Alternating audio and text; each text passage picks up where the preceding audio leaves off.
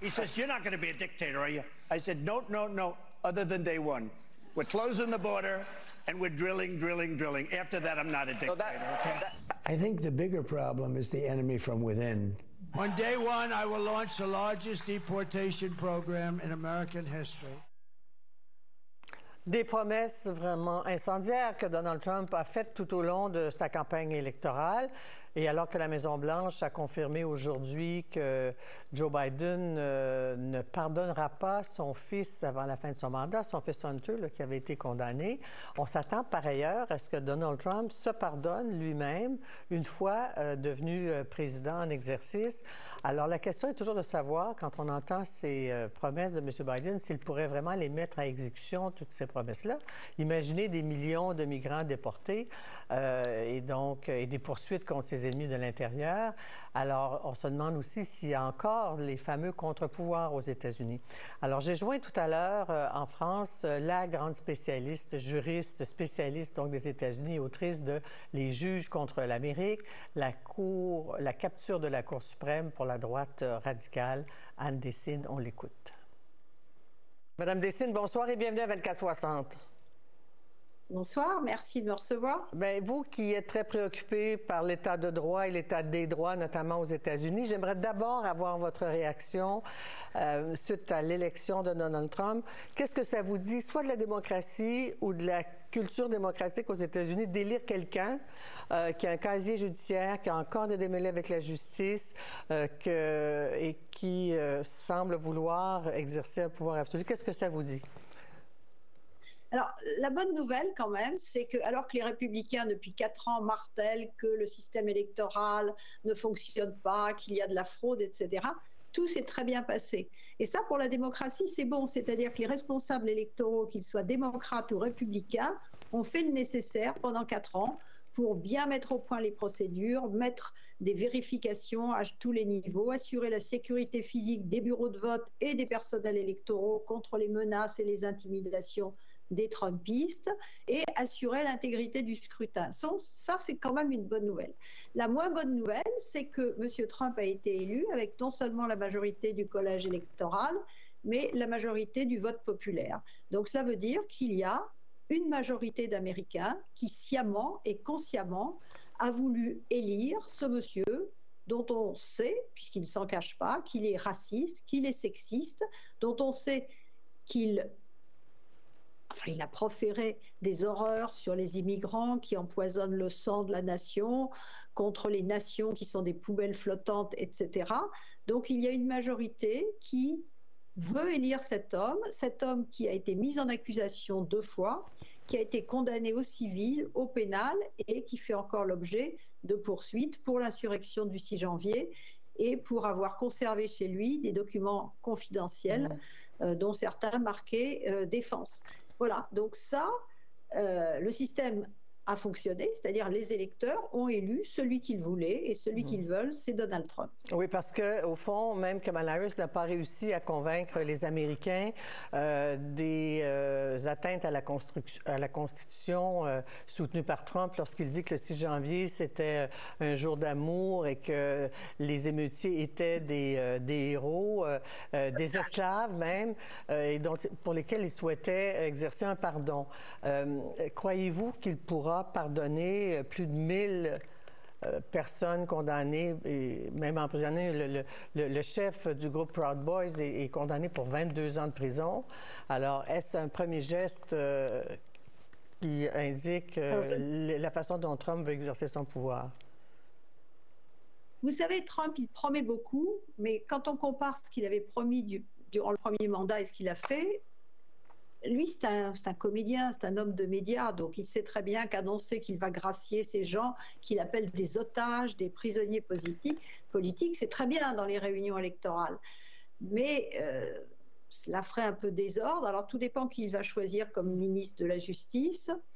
Mais même un ministre de la Justice à ses ordres, puisqu'en fait il va exiger la loyauté de tous ceux qui vont l'entourer, va peut-être lui faire remarquer que politiquement c'est pas une très très bonne idée, que ça ferait un petit peu désordre, et va peut-être lui suggérer d'attendre. Mais sur le plan constitutionnel, le droit de grâce n'est soumis a aucune limite. Théoriquement, il y a des procédures. On étudie le dossier, on se demande si la personne mérite, entre guillemets, véritablement la grâce. Mais bon, Bill Clinton a gracié une demi-douzaine de personnes, pas très recommandable, éthiques. Voilà, et recommandable. Trump, beaucoup plus, tous ses proches ont été graciés par lui, mais il peut le faire.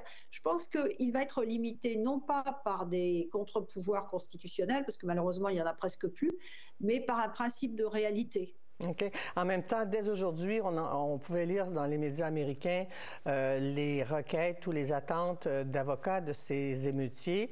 Dans un autre ordre d'idées, ou dans la suite de ces idées-là, Jack Smith, le procureur spécial, semble-t-il, est déjà en discussion à savoir, va-t-il faire ses boîtes, emballer ses boîtes tout de suite et quitter le poste avant d'être congédié.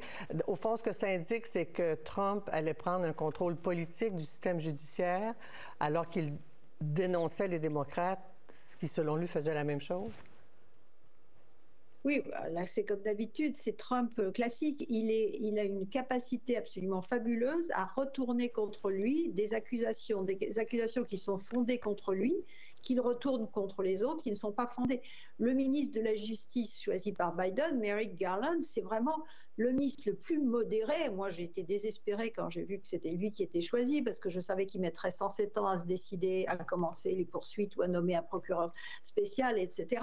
Et il n'a certainement pas instrumentalisé le ministère de la Justice. Au contraire, il était bien déterminé à rétablir la crédibilité du ministère de la Justice après tout ce qu'avait fait Trump durant son mandat. Mais Trump ne s'en cache pas. Lui, il dit deux choses. Je vais mettre fin à l'instrumentalisation de la justice à des fins politiques, parce qu'il considère qu'il a été poursuivi pour des raisons politiques, et tout en faisant en sorte que les poursuites disparaissent dans son cas, il a très envie de se venger, donc d'utiliser les poursuites à des fins politiques contre Nancy Pelosi, Adam Schiff, et puis les républicains aussi, Liz Cheney, qui a osé siéger à la commission d'enquête du 6 janvier, Barr, qui a osé dire que les élections n'avaient pas eu de fraude. Enfin, tous ces républicains qui ont osé s'opposer à lui. D'autant que dans son premier mandat, il avait réussi à nommer des centaines de juges qui avaient des assises politiques. Et vous, votre grande préoccupation, l'extrême pouvoir qui devrait être indépendant aux États-Unis, c'est celui de la Cour suprême. Or, dans les 4 prochaines années, il pourrait à nouveau nommer des juges de la Cour suprême qui viennent de l'extrême droite, enfin, puis qui ont des pensées morales qu'ils traduisent en droit. C'est l'une des craintes les plus sérieuses. Il va chercher une expansion du pouvoir présidentiel, il va chercher à expulser 10, 12, 15 millions de sans-papiers. Tout ceci, c'est gravissime.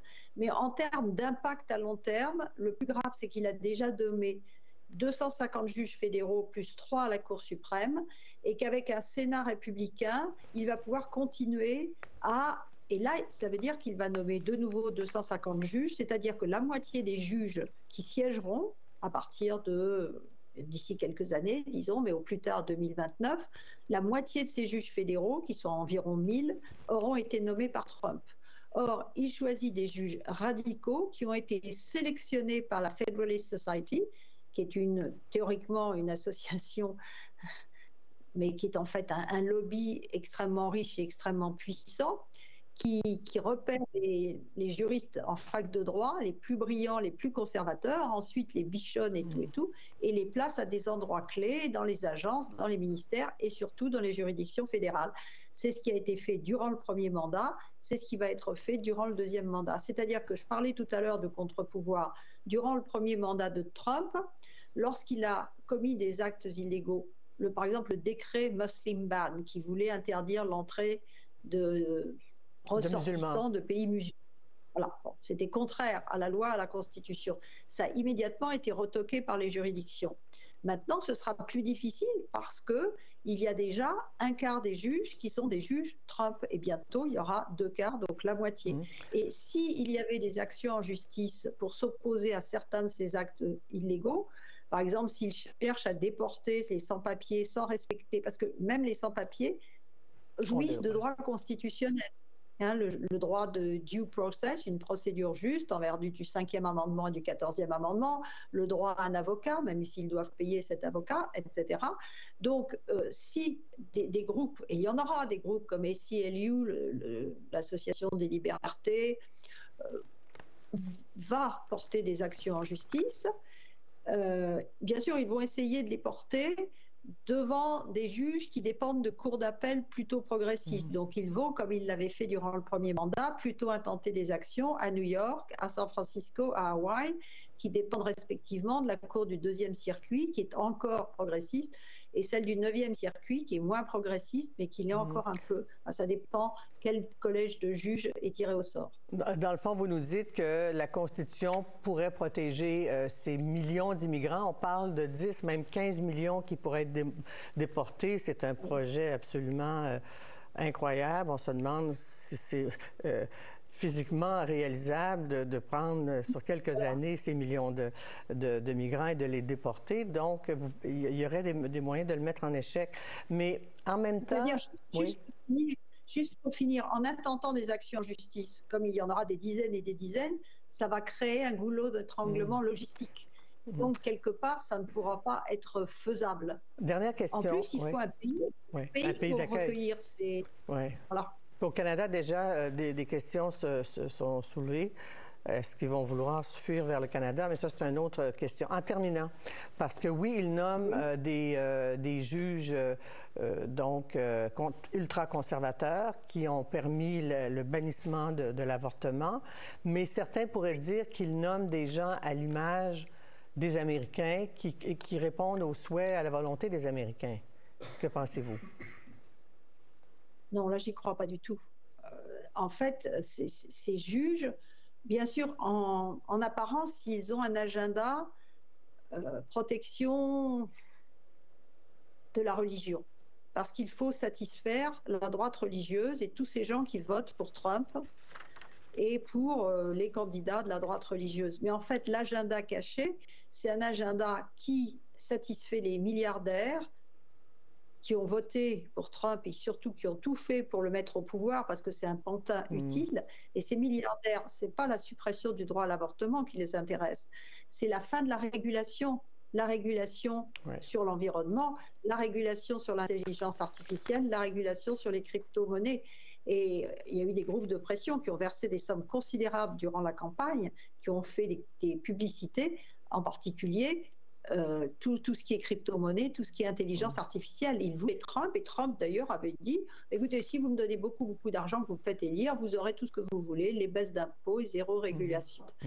C'est de la corruption énorme, c'est-à-dire si vous me donnez $1 milliard et que vous me faites élire, je ferai ce que vous voulez. Ça s'appelle quid pro quo, mais manifestement, quand c'est Trump, ça ne choque personne. Là-dessus, Anne Dessine, merci de nous avoir parlé ce soir à 24/60. Bonne soirée à vous. Merci. La nouvelle n'était pas très réjouissante, mais merci de l'invitation.